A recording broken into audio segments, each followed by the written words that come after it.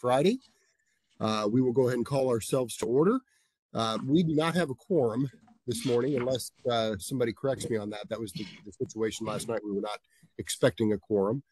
So unless that's changed, we will not take action on any of the action items today. They will be disposed to the full board for approval. So we will go ahead and adopt the agenda for this meeting. And with that, we will begin with our safety briefing and values moment with Sharna, I believe.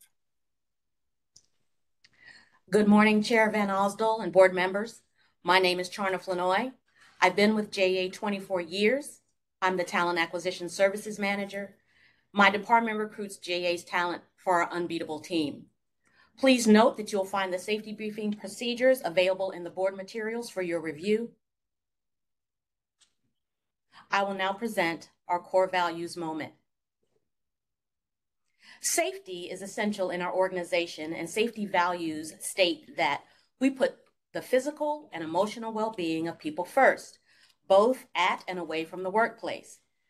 Our core value moment today touches upon the emotional well-being side of that safety value and sharing how to create emotional safety in the workplace. Having an emotional safe workplace fosters an environment where employers are able to share thoughts and feelings with peers and leaders. This type of atmosphere can build trust between team members and leadership to promote a positive environment and culture. It can create open and unbiased channels of communication and assist in building a sense of security within individuals across all levels of the organization. An emotionally safe workspace can be created by, first, acknowledging employee contributions. When we acknowledge an employee's contribution, it provides the employee reassurance in their role because their contribution is seen as one of value. Actively listening to thoughts and views is another way to create an emotionally safe workspace. Active listening builds trust and strong relationships. It also encourages seeing issues from different viewpoints, recognizing other people's feelings, and appreciating them. And lastly, we can create an emotionally safe workspace by celebrating individualism. Individualism in this case is about perspectives. Diverse perspectives expands creativity and problem solving, as well as offer a wider range of experiences. You can look at it like this. Your perspective plus others' perspective can equal infinite possibilities. I think it's best said by Paulo Coelho, when we strive to become better than we are, everything around us becomes better too. And that concludes our core value moment. Thank you. Charna, thank you. That's beautiful that we would celebrate and uplift emotional and psychological safety in the workplace as an integral element of the culture that you're building. So well done. Thank you very, very much. All right, Landon, I believe it's time for comments from the public if we have any. Thank you. For those that are new to the WebEx technology, I'm going to give a brief overview of the controls. Located on the bottom right side of your screen, you'll notice an icon that looks like a person labeled participants. This option will allow you to see a long list of individuals who have joined today's meeting. At the top of this list, your name will be visible, and to the right, you'll notice a gray icon that looks like a hand. If you click it, it will turn blue, letting me know that you'd like to be recognized for comment. Now, if you would like to go ahead and also use our additional feature, on the bottom right, you'll also notice the chat option. If you'd like to submit your comments in a written format, you can go ahead and click that option and go ahead and hit send. With that, I'm going to go ahead and wait a few seconds to see if we have anybody that would like to be recognized for public comments.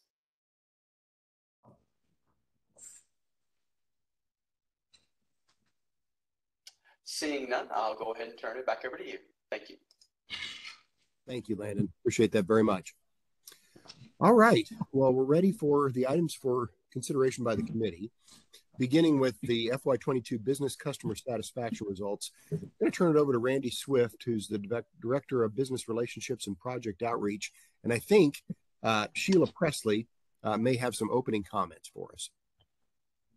Yes, good morning, Committee Chair Van Osdol and board members. My name is Sheila Presley, and I have the pleasure of serving as JEA's Chief Customer Officer. Our drive for service excellence continues to evolve as we work to meet our customers' needs during these unprecedented times. We're using data as the basis for developing a comprehensive view of our customers and their engagement across the utility. Today, you'll hear an update from Tim Hunt, who is our Vice President of Customer Experience Insights and Digitization, and he'll provide a brief overview of the methodology and improvements underway. Randy Swift, our Director of Business Relationships and Project Outreach, will share insights from the FY22 J.D. Power Business Customer Satisfaction Survey, which is one of the data elements we use to assess customer satisfaction. Randy will share those results and the initiatives that drove improvement in every driver of customer satisfaction. And Chris Jackson, JEA's Director of Customer Revenue, will discuss our affordability initiatives, the solution that enable us to support our most vulnerable customers. We'll begin with Randy. Good morning, Committee Chair Van Hostel and board members. Thank you for the opportunity to provide an update of our progress over the last year. My name is Randy Swift, and I am the Director for Business Relationships and Project Outreach. I've been with JEA for 10 months now. I am pleased to present our 2022 J.D. Power results. First, it is important to note every category for the 2002 J.D. Power survey showed a marked increase over the 2021 results. Two, the overall business results showed an increase of going from 748 for the overall satisfaction score to 788 in 2022 for a 40-point gain, encouraging progress. While we're pleased with our improvement, there's still a lot of progress to be made. We improved from the fourth quartile ranking in 2021 to the very top spot on the third quartile for 2022, one spot removed from second quartile. Take special note of the three highest customer scores that we provided in this most current survey. Customer service, 854. Billing and payment, 937. Power and reliability, 819. By the way, the 854 rating for customer service, which includes customer service across the entire JEA organization, placed JEA in the first quarter for this subcategory. It is important to note, along with other utilities, we are seeing a decline in businesses willing to participate in the J.D. Power survey.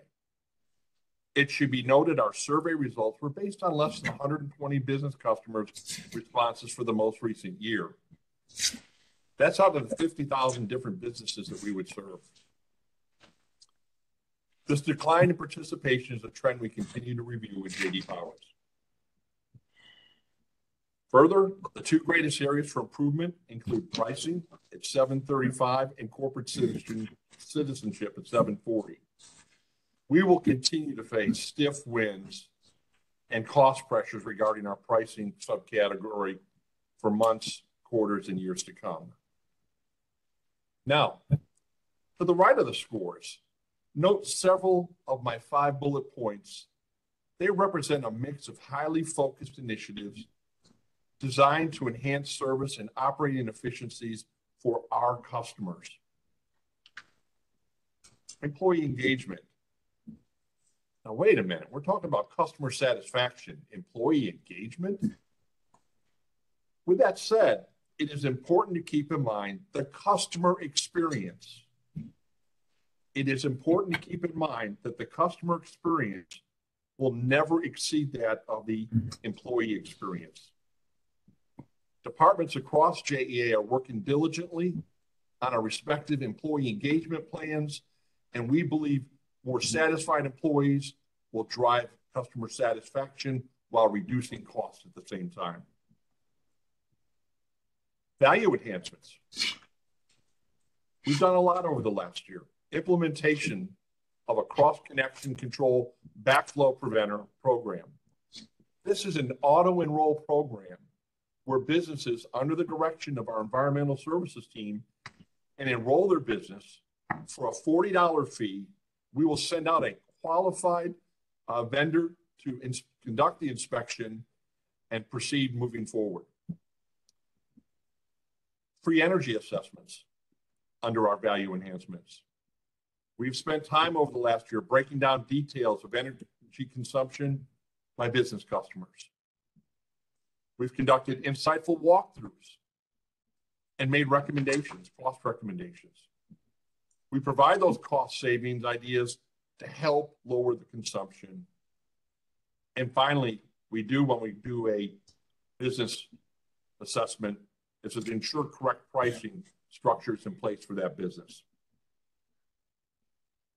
Energy efficiency rebates. JEA has a comprehensive rebate program. Let me say that one more time. JEA has a comprehensive rebate energy program. Rebates vary from lighting to HVAC to refrigeration to window film to water heaters to energy efficient commercial appliances. Our homepage completely details this, I would say, comprehensive list of rebates that we have to offer. Further, over the last year, we've added to that rebate programs. We developed a vibrant water consumption program focused on rebates as well. This includes everything from ice machines to cooling towers. In addition, water conservation efforts are encapsulated in a green restaurant program through JEA for our local businesses.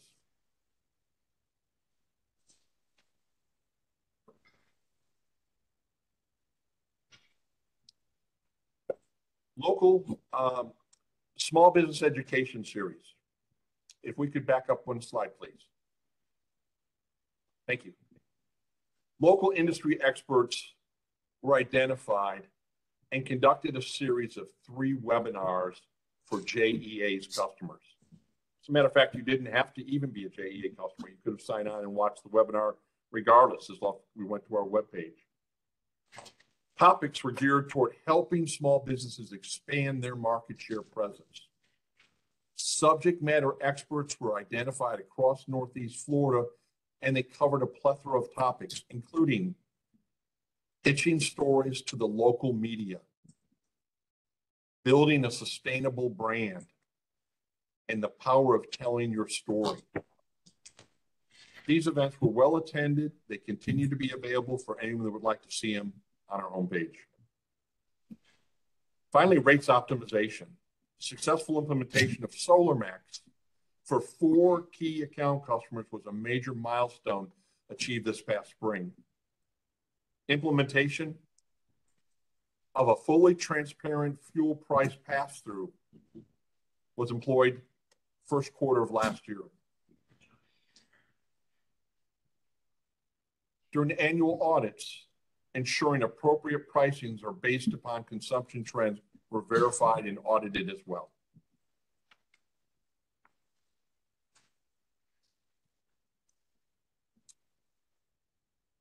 Well, I already covered some of these topics in my previous slide. My goal was not to repeat strategies, but to display the comprehensiveness over the next 2 slides of the offering by JEA. Since I've referenced rebate programs, efficiency assessments, and energy audits, let me focus on the Industrial Assessment Center. This is a gem that we have in our local market. It is under the auspices of the Department of Energy and administered by the University of Florida. And anyone that's in North Florida, that's in the manufacturing SIT code classification, is entitled to receive a free industrial assessment. This is conducted, again, by the team at University of Florida with a group of engineering experts. They come on site to the Manufacturers Association and conduct a complete energy assessment. While The size of a presentation doesn't make it right or wrong.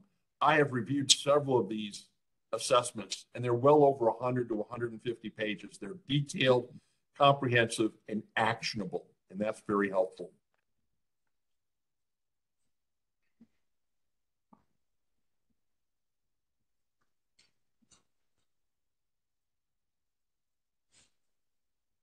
And finally, our electrification.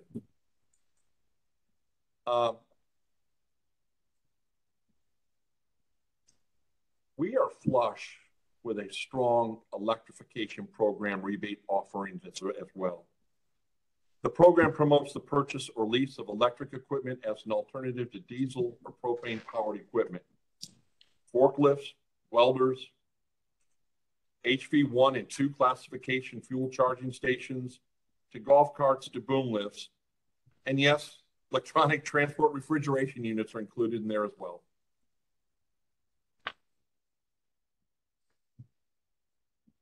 Our next item that I have on the list is our customer service delivery model. Could we all agree that the cost of poor service is expensive? It's actually prohibitive.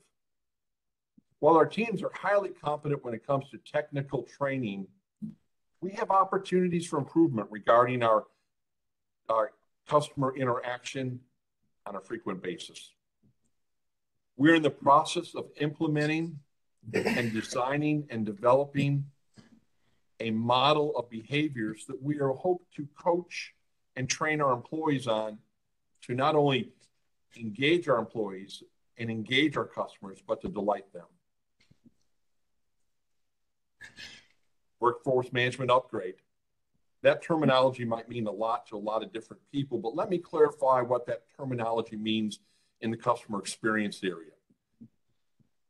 Specifically, the workforce management upgrade is a tool for our call centers to forecast call volume, contact volume, and provide staffing levels, as well as providing quality assurance call recording for the smooth operation of a call center. Workforce management programs have been known to improve efficiency of operations by as much as 50% in call centers. Chat. Serving customers by chat is an effective way to mitigate call handling costs. Typically, for every 1,000 calls you can migrate from either email or call, you're able to save a full FTE. We have the functionality to turn that technology on today. It's simply a matter of training our employees on how to use it and begin engaging our customers with the chat functionality. Our mystery shopping program is going to be implemented next month, and we're going to be testing it in our business office, soon to be referred to as our Customer Solutions Center. The quality of these customer interactions will be very important that we gauge and measure. The goal is to ensure high quality service while removing defects and in turn lowering cost. What is a mystery shop? A mystery shop will represent 20 customers that come in over the course of the month that are trained by a professional company to conduct a transaction and make observations of how their customer experience was. This program will not provide us quantitative data, but it'll give us real life experiences of what those customer interactions were on a qualitative basis. Finally, 2 months ago, an outdated end of call survey that is offered periodically in our business center as well as our residential center was replaced with a more succinct approach to gauging the voice of the customer heartbeat. The 5 questions survey was designed identifying coaching opportunities for our employees. Our previous survey was too lengthy at 8 or 9 questions and did not provide a 360-degree view of the customer experience. We're confident that the new end of call survey will help us drive lower cost. In closing, we'll continue to focus our efforts on delivering quality customer service along with operational excellence to gain meaningful cost savings for JEA's customers. Thank you for this opportunity today. Thank you, Randy. Appreciate it very much. All right, those are great improvements year over year. Obviously, lots of opportunity. If we're at the 49th or 50th percentile of the survey, we've got opportunity yet, but great improvement year over year. So well done. Thank you. All right. I believe we're up next with the Voice of the Customer program and Tim. Great, thank you. Good morning, Committee Chair Van Osdol and board members. This is what we're going to talk about is some of these improvements that you just referenced, Chair Van Osdol, that we do have in front of us. So by way of introduction, my name is Tim Hunt, and I am the Vice President of Customer Experience Insights, Solutions, and Digitization. My team is responsible for customer research, demand-side management, and solution implementation in the customer experience area. I've had the honor of working for JEA for 25 years now. And this morning, I'm excited to share with you all an initiative that we have recently undertaken to improve our Voice of the Customer program at JEA. Not just in the way that we listen to our customers and gather information, but also in the data we collect and how we analyze that data, our approach to disseminating the information to our management teams, and in the follow-up with our customers.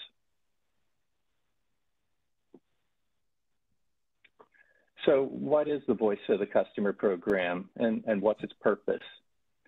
Its purpose is to understand our customers' perceptions of JEA based on the interactions that they have with us. By gathering, analyzing, and acting on their feedback, the results of a successful program is to make customer interactions as easy as possible for them by providing timely and relevant insight to management overseeing these customer-facing processes.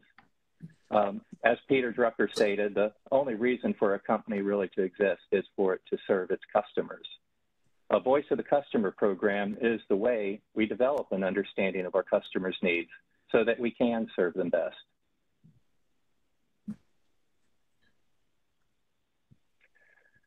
One of the first steps in this accomplishment is the effort to document all potential points of customer interaction.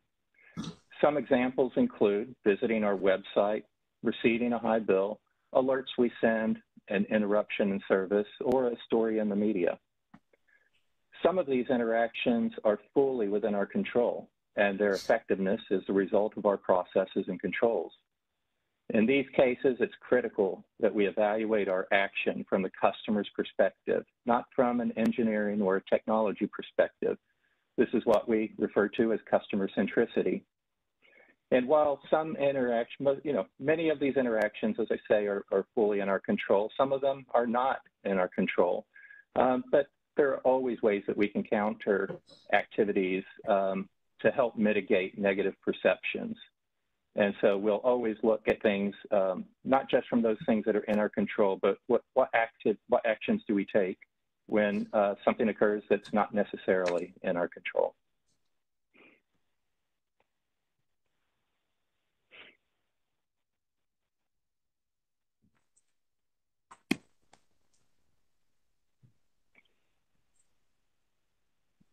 Okay, so as I mentioned previously, the goal of the Voice of the Customer program is to reduce friction of customer transactions by being easy to do business with. That's one of the key areas of focus on the customer experience team, being easy to do business with. So examples of how our customers interact with us include looking for information on water leaks, for example, on our website, calling our contact center to start new service, or making a payment through our IVR system, emailing us a question, or having an energy auditor come into their home.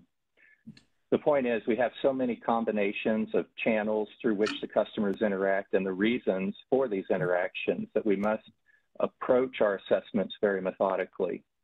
We not only need to document all of these channels and reasons, we must also have a way to measure customer perceptions and the effectiveness of our processes that these interactions are built on.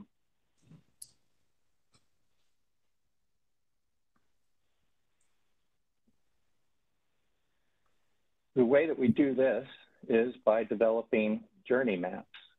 So journey maps form the structure that we will use to document each of these interaction paths.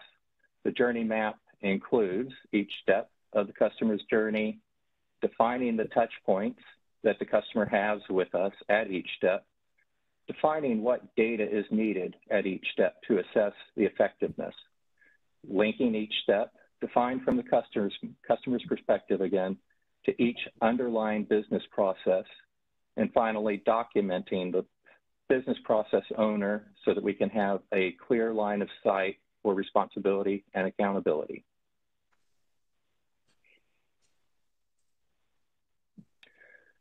All of this together will then enable us to drive action with much more precision. Using the data we've captured, we'll be able to analyze the results and make decisions on actions to take. These actions will fall into one of two categories. First category is what we call one-off events, where we have a solid process in place, but we simply made an error. These are handled by reaching out to the customer directly through our service recovery process. The second category is when we have identified systematic issues that need to be addressed through changes to the process, policy, or technology. But the bottom line of this Voice of the Customer program is that we're listening to our customers. We're analyzing their feedback. We're looking at our internal processes and data, and we're closing the loop with our customers so that they're aware that their voices are being heard. And that concludes my presentation. All right, Tim, we appreciate it very much. Thank you. Any questions from any of the other board members or anyone? All right. Well, we appreciate that very much. Thank you, Tim. And now we're on to affordability and service delivery enhancements with Chris. Good morning.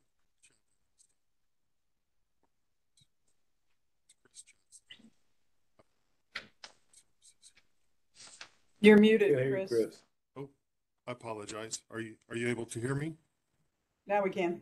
Okay, sorry about that. Let me start over again. Good morning, Committee Chair Van Ostall and board members. My name is Chris Jackson. I am the Director of Customer Revenue Services here with JEA. I've been with JEA 8.5 years. And my area is responsible for the billing, collections, receivables, revenue assurance, customer assistance programs, and our current customer business office and our water pre-service area.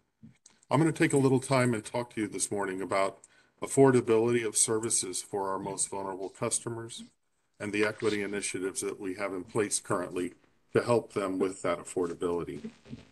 It's well known that residents here in Jacksonville, and specifically those with limited income, spend a higher percentage of their household income on power bills. This is known as the burden of energy. Currently, the median burden of energy for Jacksonville is at 3.2%. So 3.2% of their income is spent on their utilities. The burden of energy for low-income customers here in Jacksonville is 8.4%, or nearly 3 times as high as the median. And Jacksonville, because of that, has the highest resident energy burden of any major Florida city. Now, as at the current federal poverty level, a family of 4 qualifies for that poverty level at just $27,000 annual income. What we see is a growing number of households live just above that, right, on the what we call the ALICE threshold, or the asset limited income constrained employed threshold. For those households, even a small increase in the cost of housing, or in this case utilities, can mean the difference between being financially stable or being in a crisis situation. And unfortunately, there are about 38.6% of our Jacksonville customers fall into that ALICE threshold, that are just at or just above or below poverty level. Now, we do have utility assistance available to customers available through numerous federal, state, and local agencies. This graph you see in front of you currently shows the ongoing results of that assistance. The LIHEAP, or the Low Income Home Energy Assistance Program, that's a state administered fund from the Department of Economic Opportunity that's administered through our Northeast Florida Community Action Agency, or NEFCA. They get their funding from federal sources, and they help customers with their energy bills. That's an ongoing assistance. And over this current year to date, we've helped 4,366 customers, JEA customers, received just under $2.5 million of assistance. As you can see, the Emergency Rent and Utility Assistance Program that came into effect as a result of the COVID pandemic layered on top of that, and you see the month-by-month layering of that. Over the course of that program concluded funds in June of this year. Over the course of that program, over 11,000 JEA customers received assistance, totaling $5.57 million between the middle of 2001 to currently in 2002. And just recently, you see HAF listed there. That's the Homeowner Assistance Fund. That fund was administered by the Department of Economic Opportunity here in Florida. And again, is additional assistance for homeowners who were affected by COVID. The ERAP, or Emergency Rent and Utility Assistance Program, was only available to those that rented. So from May until now, we have helped over 1,000 JEA customers have received $330,000 in assistance from the Homeowners Assistance Fund. So through those agency partnerships, and we partner locally with over 30 different agencies, whether it be faith-based agencies like Catholic Charities or Lutheran Social Services, or whether it be social and health agencies like Beaches Emergency Assistance Ministry, or BEAM, the City of Jacksonville, or Elder Source. We have numerous agency partnerships that are built on trust, and that customer assistance programs team that I mentioned, liaisons with those agencies to ensure that the customers that have reached out to those agencies get the help they can on their bill. In addition to that, we partner with agencies to create opportunities for customers to put money back in their pocket, if you will. For instance, Senior Day at JEA is a partnership that we've put together with 7 different partner agencies that come together once a month to provide up to 56 seniors with direct utility assistance and indirect ways to put money back into their pockets, whether that's through Elder Source or through JTA. The benefits of the customers the benefits to the customers amount in an average benefit savings of $304 put back into their pockets through the additional partnerships.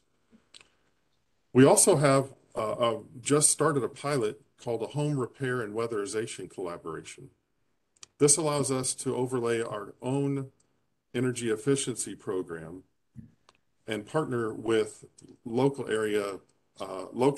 Initiative Support Corporation, or LISC, and currently working with the Eastside Community Development Corporation to ensure that we're able to layer our efficiency programs with the ongoing efficiency and weatherization programs that they are doing, so that we are now able to more efficiently provide those services and ensure we're not stepping on each other's toes, if you will. We're allowing each vendor to better use those funds to provide more services to the customers. And I mentioned the Neighborhood Efficiency Program. That's Jacksonville's efficiency program, where we canvass neighborhoods that are at 150% of the federal poverty level. That's equals to about $41,000 per year for a household of 4 here in Jacksonville. And we offer over 19 energy saving solutions to those customers, such as caulking, air filters, faucet changeouts, repairing toilet leaks, those options that help with efficiencies. We've also partnered with our own septic tank phase out program so that we're able to go into those neighborhoods and provide those JEA customers with energy saving value during the time that they're seeing the financial impact from that septic tank phase out program. In addition, we have JEA Savings Without Sacrifice. That is our own energy efficiency education program that's been updated and includes new presentation material, in addition to short videos that share energy efficiency tips and content. And with that, that wraps up my presentation. All right. Thank you, Chris. Appreciate it very much. Really, really important work to support those in need who need to be supported for their energy needs. So thank you very much. Appreciate it. Chris, Tom, this is John Baker. Can I ask a question? Yes, sir. Please.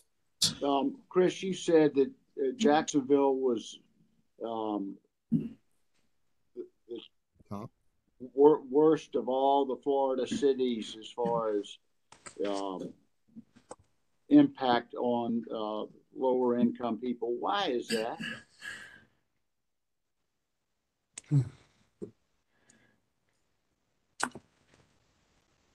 Mr. Baker, that's a really good question. I don't have an answer for you now, but I can do research and get back to you on that. Yes, sir. And thank you. And the other question I had is, all these different ways of getting assistance, how do people know about it? How do they access it? Another great question, Mr. Baker. So there's a number of different ways. First would be in person. So if a customer is calling and talking to us on the phone, or coming into our front counter, and they're concerned with a high bill, or just indicating that they're having trouble with the bill in general, our agents have this list of agencies available to share with the customer, and provide them the contact information for those customers. We also have on our JEA.com website, JEA.com/assistance, a list of all of those agencies and the assistance that they provide, again, with the contact information for those agencies as well. And we also send out email notifications that talked to the agency assistance available to customers.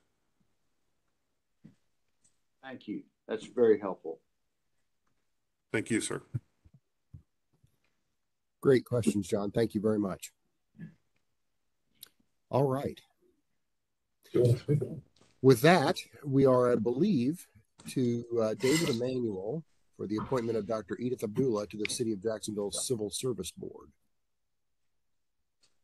Good morning, Committee Chair Van Asdale and board members. It is with excitement that I bring to you today the asking of the appointment of Dr. Edith Abdullah to the City of Jacksonville Civil Service Board. In accordance with Article 17 of the Jacksonville Municipal Code, JEA makes 2 appointments to the 9-member Civil Service Board. Appointees are limited to 2 3-year terms. The CSB functions include hear and determine appeals initiated by employees who are charged with violations of the personnel provisions of this chapter and the civil service regulations authorized by ordinance or civil service rules. Dr. Abdullah is the Dean of Continuing Education at the University of North Florida, a respected member of our community, and is uniquely qualified to serve in this capacity.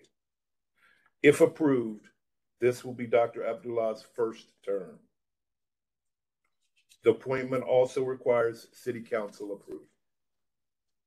I think I saw her online if they'd like to Please, say a word. Huh? if she's still on, yeah. Dr. Abdullah, are you still on? Yes, I am. I'm still on. Good morning. Good morning. Thank you for agreeing to participate in the Civil Service Board process. And I don't know if you wanted to say a few words to the committee here. Yes, good morning, everyone. I would like to share with you how excited I am to have this opportunity to not only be a part of JEA, but as well as the City of Jacksonville's initiatives. I learned a lot today and looking forward to learning more and being able to apply my experience to the needs of the Civil Service Board. Thank you very much. Great. Thank you. Thank you, Edith. You're welcome. Thank you all. Thank you, David. Thank you, Dr. Abdullah. We appreciate your willingness to serve. The motion in terms of the action relative to that appointment will be discharged to the full board next week, given the fact that we don't have quorum this morning. But again, very much appreciate you joining and very much appreciate your willingness to serve. Thank you. All right. We are on to diversity, equity, inclusion with Paul, I believe. Yes, sir. Thank you very much and good morning. Thank you, Committee Chair Van Osdol and other board members for the opportunity to share some information with you around diversity, equity, inclusion here at JEA. Again, my name is Paul McFadden. I am the Director of Diversity, Equity, and Inclusion. I've been with JEA for 5 years now, and for the last 8 months, I've been serving as the leader of DE&I.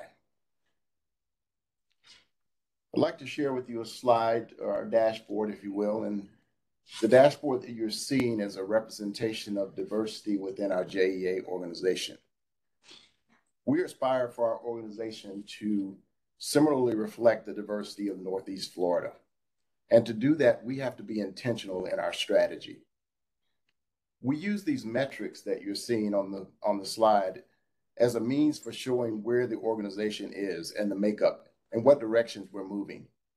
And we will not be using the metrics as a means for chasing statistics or data.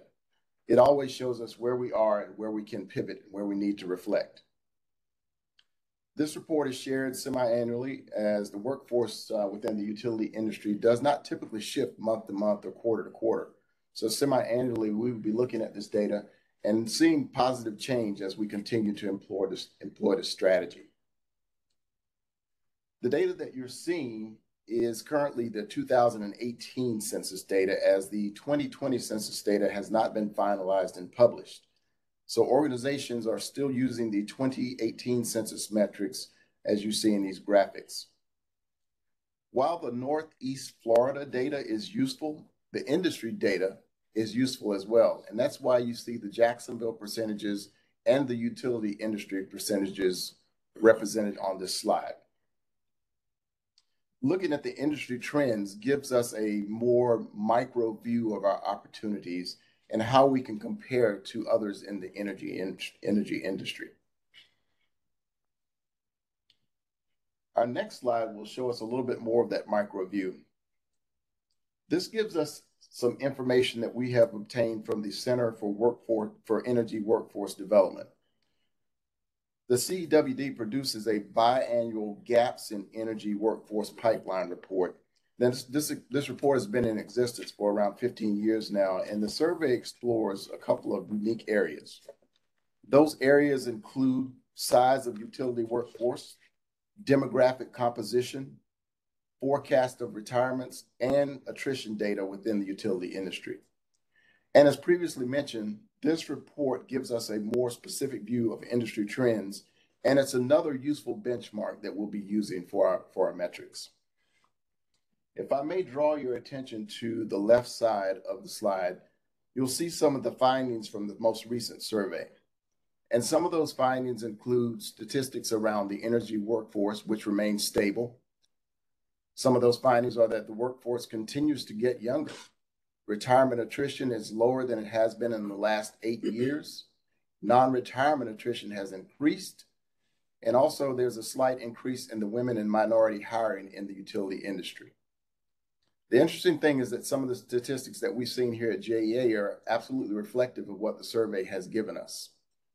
Some of the other items of note is that the women that comprise the workforce has shifted a little south to 22%.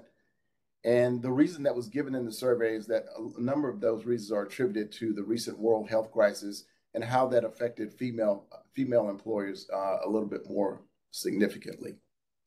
The other item of note was that you'll see that the veteran employee population has shifted just a little over 1.5% since the last survey, but that's still a bit further north than the 5.3% of veterans who make up the general national workforce.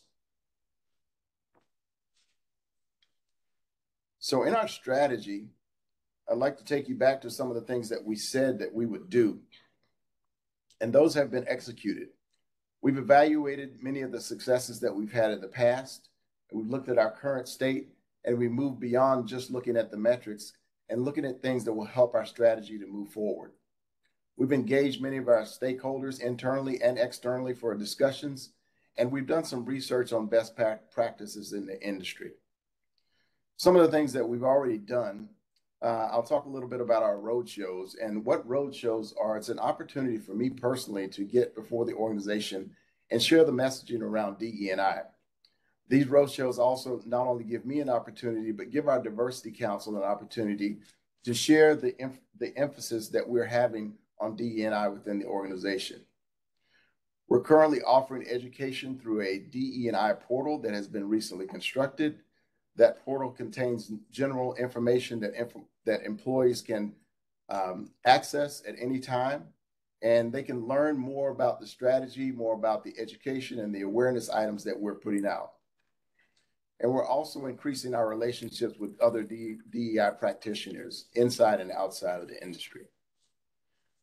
We quickly realized that education and awareness is where we need to focus, and that's where we spent a significant portion of our energy in the first 8 months. Back in June, we gave employees an opportunity to complete an employee engagement survey. And 2 questions on the survey were specifically geared towards asking about belonging and inclusion within JEA. When we received those responses and comments, we quickly noticed that education was an opportunity for many within the organization. For example, we immediately recognized that we needed to spend some time establishing what diversity is not, and making sure that we helped employees to understand what our mission was. And for that reason, in our DEI portal, you'll see things that we describe as the ABCs of DE&I, the very basics of the definition itself. We're also doing things like monthly communications that are suggestions for respect and inclusion. Many of our employees were asking, that we talk about respect and inclusion, but they wanted to know specifically what that looked like in the JEA organization. So on a monthly basis, we're giving simplistic ideas and suggestions of how those can be demonstrated on a day-to-day basis. We're encouraging monthly vocabulary to be read and viewed on the portal, because in this DEI space, there is an A to Z, if you will, vocabulary that many are not familiar with. And instead of overwhelming the employee population with the entire A to Z category, we've decided to do a monthly pace of sharing topics that are are interesting and educational for our employees. The future of JEA is significantly dependent on education and awareness. And for that reason, we've started making some early investments. We have just recently started investing in our more investments in our partnerships with Duval County Public Schools. This school year, we started piloting an apprentice program at First Coast High School, and we were very, very pleased by the participation. We have a cohort of 42 students within that first apprentice program. And even more enthusiastic is that 14 of those 42 are females that have become interested in the energy industry. So that is very encouraging for us. We're also investing more of our time in our robotics team, and that's more STEM exposure at an early age, as early as second grade. Our leadership team has been very supportive of creating more opportunities for our JEA summer co-ops, and we're being able to take more advantage of that great talent and diversity that we see in those programs. And we recognize that despite our data showing progress overall, we still recognize that there's opportunities in certain categories such as skills and trades, many of our technician roles, also many of our leadership roles. We recognize that there's opportunities there. And for that reason, we'll be giving more focus to those areas in the coming years. Our Women in Trades group, which is one of our first resource groups, is doing some excellent work as far as exposing women within our North Florida region about the opportunities with JEA.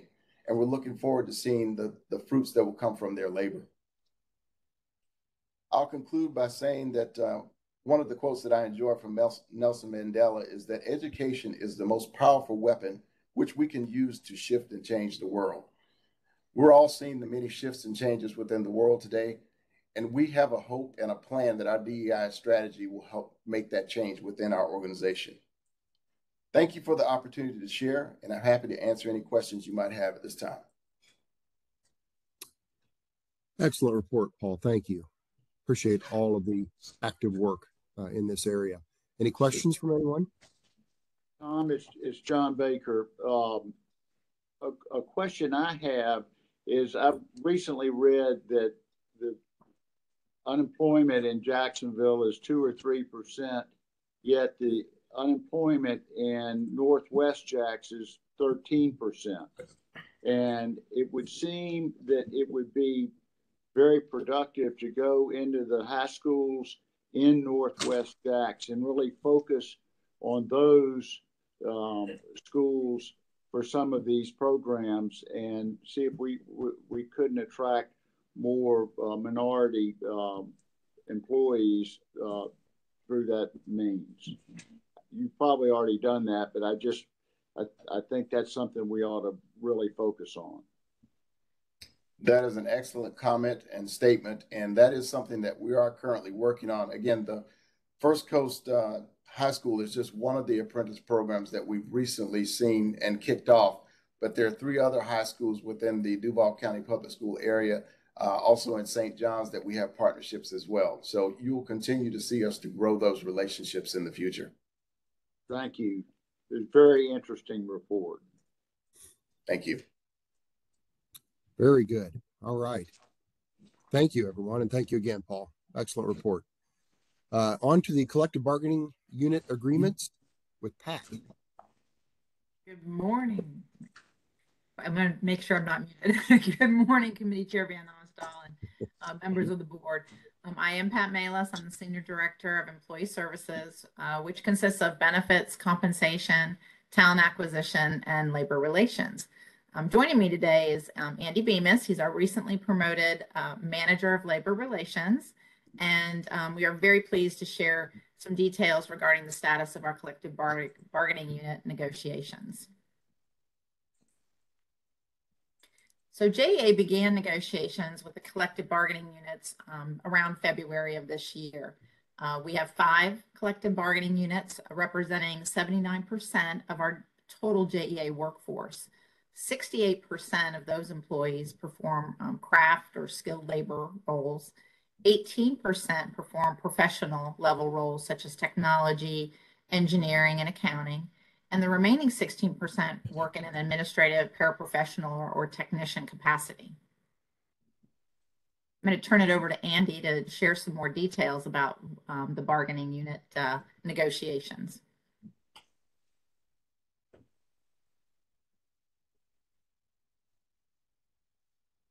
Take your mute, Andy.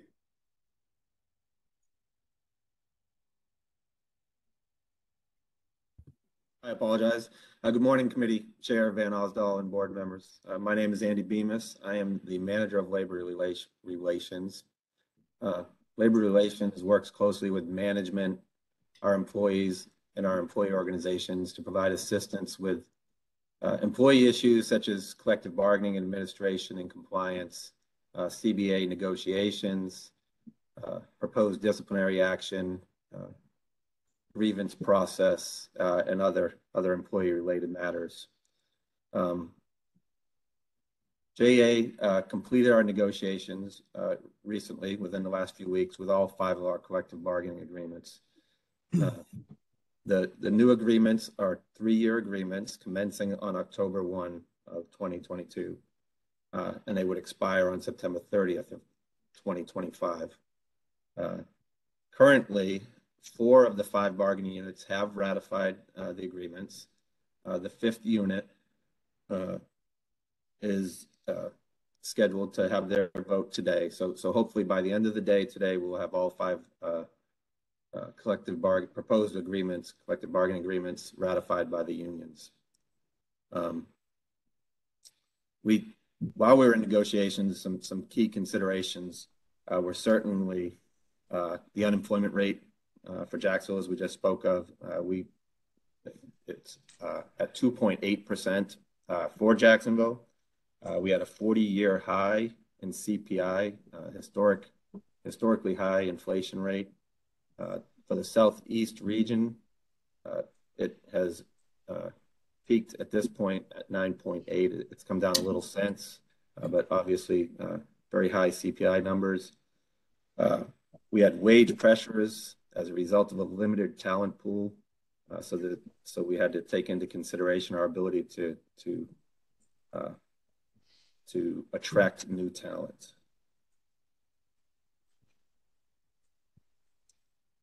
As part of these collective bargaining agreements, as always, wages are, of course, the biggest topic. So I wanted to go over some of the changes, particularly the wage changes for these agreements. We'll start with the AFSCME bargaining unit. The proposed agreements effective October 1, 8% increase in October 1 of 22, a 4.5% increase in year 2, which takes effect October 1 of 23, and then a 3.5% increase in year 3, which is October 1 of 2024. For IBW and LIUNA, the same increases year 1, 2, and 3. The JSA bargaining unit, which is our supervisor unit, is different. Year 1, a 9% increase.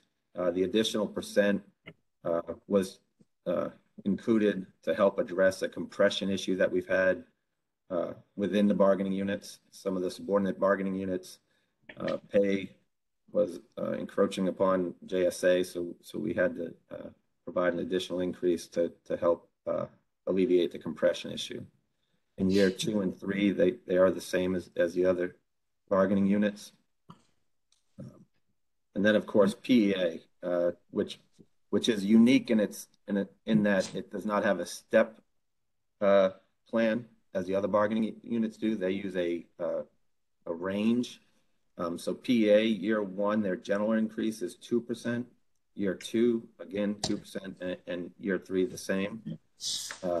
They have a pay performance driven range, and year 1, their pay for performance pool is 6%. Year 2, it's 4%, and then year 3, it's 3%. We did increase the minimum of their pay ranges by 2% all 3 years, and the maximum of their pay ranges by 6% in year 1, 3% in year 2, and 2% in year 3. All 5 bargaining units received a ratification incentive of 3, well, 4 of them received 3% as a ratification incentive, with the exception of Waiuna, which received a 3.25%. We did that because Waiuna was willing to step forward. They were the first group to tentatively agree that we thought it was a big step. We offered them a little more for their trust. All 5 units received a CPI consideration within their wage proposal. That's in years 2 and 3. That CPI consideration, to explain it a little, would be if the CPI over the previous year, the average CPI over the previous year were to exceed the negotiated wage rates, the 4.5% and 3.5% in year 2 and 3, then the employees or the bargaining unit would receive that average CPI rate up to with a cap of 7%. If CPI were to be higher than the 7% in year 2 or 3, any additional monies would be issued in a lump sum and not part of salaries.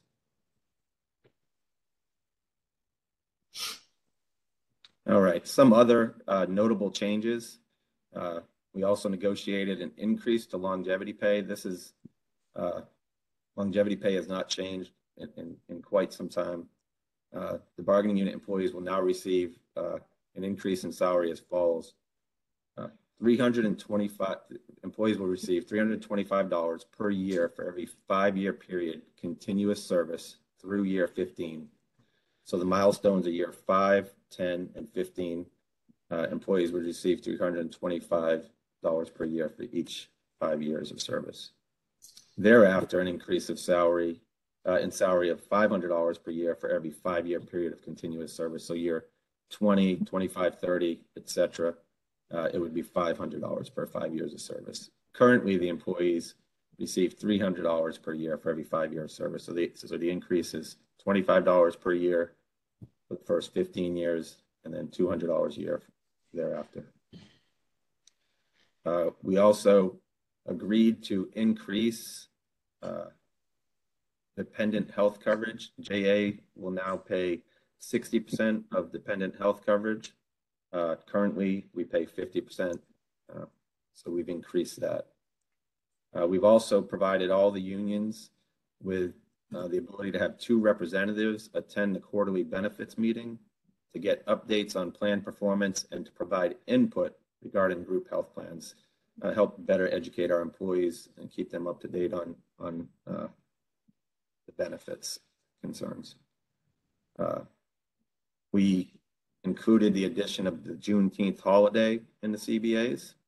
That is something that had already been agreed to via a memorandum of agreement, but we did incorporate that into the contract to make sure it was included so that it's moving forward as well. Recapitalization language, which was a big topic for the unions. The unions and the employees still expressed concerns with potential sales and the protection provided in the language within the CBA, protections, potential sale or partial sales. It took quite a bit of work, and as a team, we were finally able to, and the unions agreed to remove all language regarding recapitalization. It's one entire article in each agreement, and also an exhibit within each agreement have been removed. We would request that the Workforce Committee recommend these proposed agreements to the board for approval. Once the board approves these agreements, they will need to go to the City Council. We have an anticipated date of October 25th for the agreements to go to City Council if approved by the board. And then once approved by City Council, the contracts will become effective October 1. So they would need to be retroactively implemented once approved.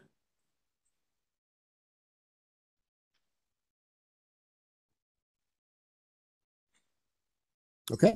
Does that conclude the report? It does. Thank you. All right. Thank you very much, Andy. Appreciate it very Tom, much. I do have one question. Yes. I know very little about collective bargaining, but what is the ratification incentive? Does that add another So the 3% ratification incentive is a lump sum bonus.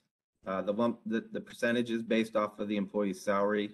It is not a pensionable number. It's not an increase to salary. It's a lump sum bonus.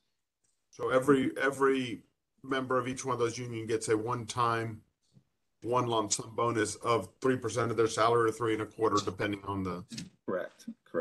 All right. Just didn't understand that one. Thank you. Appreciate it, Rick. Thank you. Any other questions? Yes, Tom, it's John. Have we figured out what this is going to do to our customers as far as the cost per kilowatt hour? That is not something from a labor perspective that we would look at. We do cost the contracts or estimate the increase in the contracts, but not kilowatt hour. We have spent some time looking at the impact of this, and because of the way that we're running, we're still continuing to find efficiencies everywhere else we can.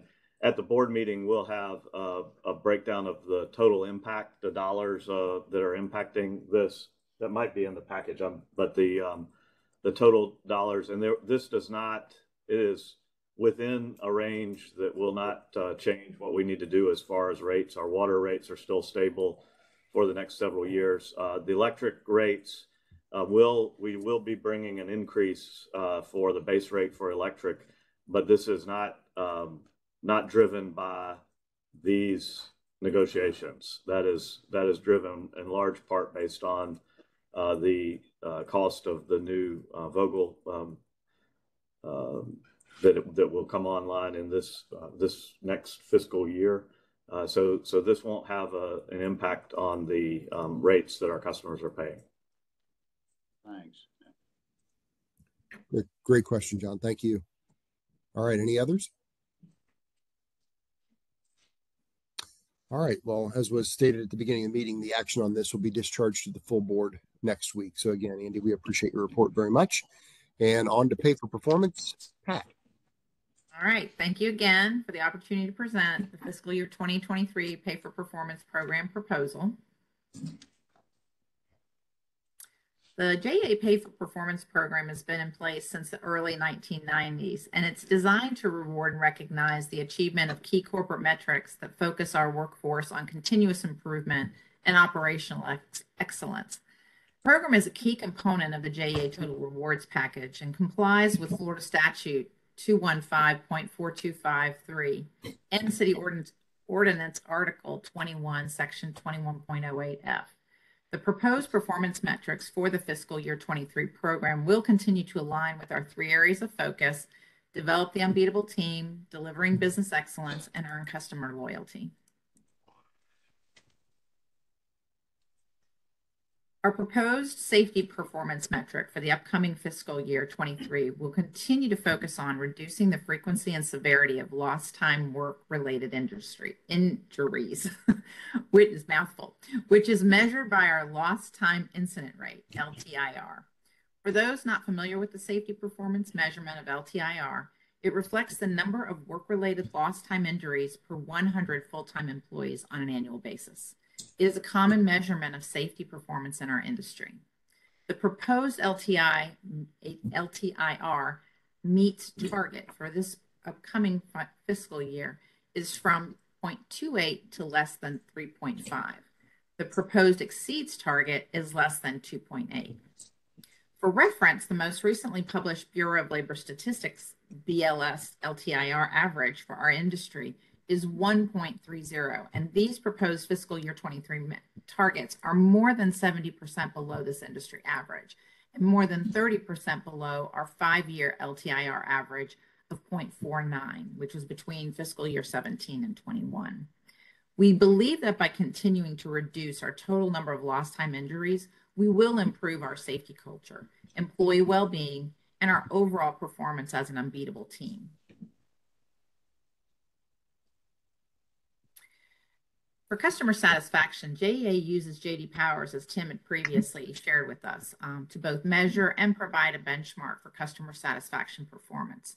Our overall rankings look to be steady on the residential side year to date. With one wave left to go, we could still achieve the MEETS goal. For commercial customer satisfaction, we did not see an improvement in both score and ranking, moving from we did see an improvement, in score and ranking from the bottom fourth quartile to the third quartile.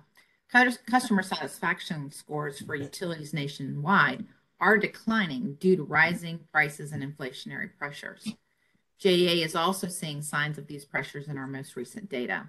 Given this, that we did not achieve our goals for commercial customer sat, and it is not certain we will meet our goal for residential, we recommend maintaining the same targets and performance goals in fiscal year 23.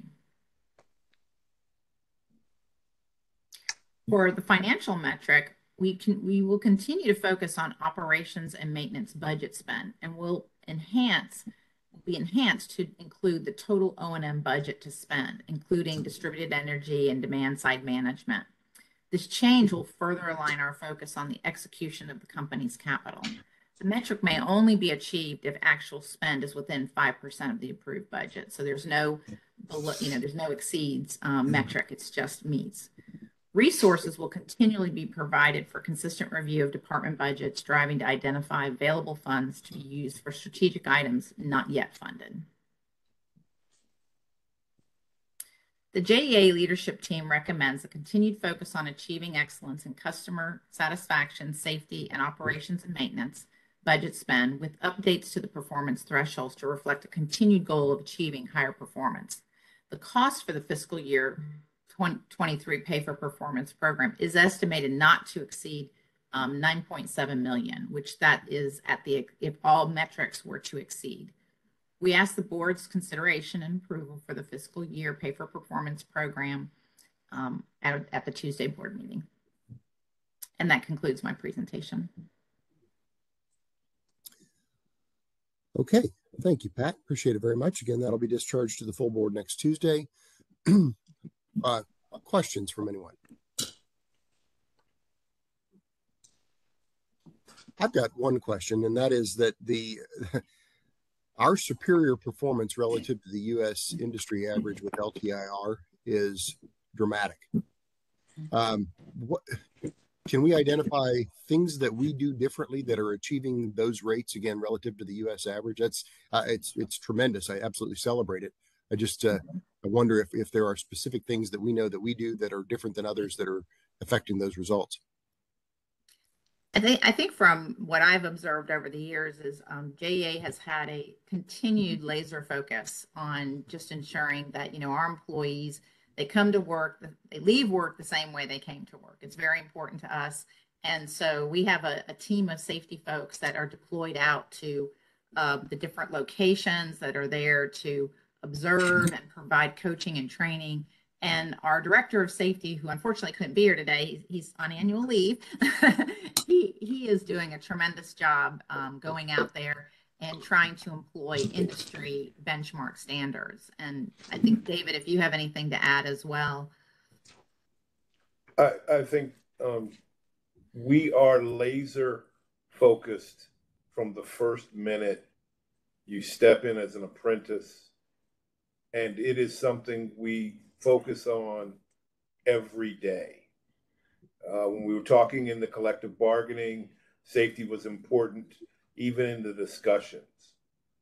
We invest and we practice, what we preach. And so our culture is one where our employees will challenge their coworker if they see them doing something that might be leaning toward unsafe. And so I believe it's something that we do quite well. I know we want to get better in some of our driving instances. But committee chair, we are focused on it every day. and it's religion here. Well, I applaud that. Keep up the great work. The evidence certainly supports that. And again, want to make sure we know what it is that we're doing differently to continue that great track record of performance. So well done. Thank you. All right. We are on to the FY23 corporate scorecard. Jordan? Thank you, Mr. Chair, and good morning. My name is Jordan Pope, JA's Vice President of Corporate Strategy. I look forward to sharing with you some information about the FY23 corporate scorecard. Today is September 16th, which is probably not a notable date for most people, but at JA it means we are 2 weeks away from closing out the fiscal year and beginning a new one. And while we look forward to sharing with the board in the coming month a look back at JEA's performance in fiscal year 22, we also have an eye towards fiscal year 23 and making sure that we are measuring the appropriate metrics to analyze our overall corporate performance. You will note on the left side of the screen that JA is proposing for FY23 to remove 15 metrics that are currently on the FY22 scorecard. Without walking through each metric to note the changes, I will give the committee a few main drivers behind the change or the proposed change. Some of these metrics are primarily informational, like the sales by system that you see there broken out into our 4 different systems. They provide great information, but they are not necessarily a great indicator of corporate performance. For some other metrics like environmental compliance and nitrogen to the river, JA has consistently met those performance objectives over the years. And finally, 2 of our reliability metrics, SEMI 5, or customers experiencing multiple interruptions, and E4, effective forced outage rate, are actually proposed to be replaced by 2 other reliability metrics that we believe will give the board a broader indication of JA's overall performance. Moving to the right side of the slide, we have proposed 15 metrics for JA's FY23 scorecard, and we have noted the pay for performance metrics that Pat just discussed with you all. I will note just a couple modifications and additions for the FY23 scorecard. Sanitary sewer overflows, or SSOs, which have been on the scorecard for quite some time now, have a slight modification from going from a total count to a per 100 miles of pipe metric that allows for better performance benchmarks in comparison to industry peers. Further, we have combined the total O&M expense. Previously, this was broken out between the electric and water systems, and we have combined those this year, as you just saw indicated in the pay for performance presentation. And finally, 2 reliability metrics have been added. The first is SAIDI, or System Average Interruption Duration Index. Sorry, I'll say that again. SAIDI, which is System Average Interruption Duration Index, which is a measure of how long a customer is out of service. And ETR, or the Estimated Time to Restoration, provides a measure of how successful JA is at meeting restoration times in the event of an outage, are proposed to be added to the scorecard. As we move forward into FY23, the corporate strategy team will continue to work with all JA business units to make sure we are tracking the appropriate performance metrics and that we are benchmarking these metrics to understand JA's performance compared to the industry and our peers, and that we continue to align the corporate scorecard with our performance objectives, with our strategic focus areas and objectives. That concludes the presentation, and I'm happy to answer any questions, Mr. Chair. All right. Great presentation. Questions?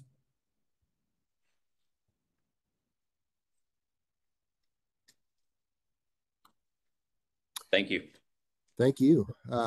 Applaud a couple of things, specifically the change in the diversity metrics. I mean, with the data presented previously, we were actually outperforming relative to veteran representation and underperforming relative to female representation and representation people of color. So those look like very appropriate changes in those metrics for the coming year. And then the non-fuel O&M, again, makes a lot of sense relative to controlling the controllables. So well done from my perspective. Any other questions from any other committee or board members?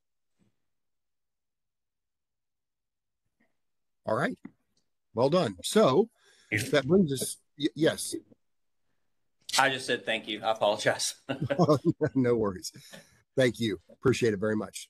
Great presentation. So we are on to just the question of whether there is any new business or other open discussion to come before the committee this morning?